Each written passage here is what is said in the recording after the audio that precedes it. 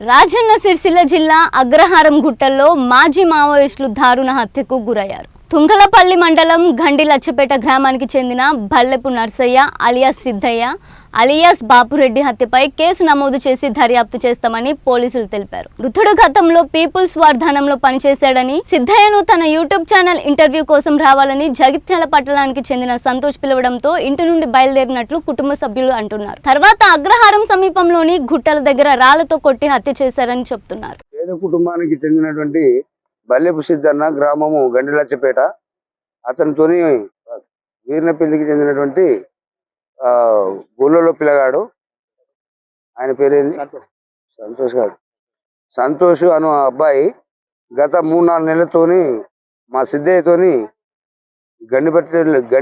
గండి లచ్చపేట గ్రామస్తుడైన సిద్ధన్నతోని సోపతి చేసి వాళ్ళ ఇంటి చుట్టూ వాళ్ళ గ్రామం చుట్టూ తిరుగుతూ సిద్ధన్న ఇల్లు ఎక్కడ అని చెప్పి ఆ అడ్రస్ తెలుసుకొని అతనితో 3-4 నెలల నుండి స్నేహం చేసి అతన్ని అనుకోకుండా అకస్మాత్తుగా ఇక్కడ మన కమాన్ దగ్గర గుట్టలకు తీసుకొచ్చి రౌతులు ఎత్తేసి కొట్టి చంపేసిండ్రు. కనుక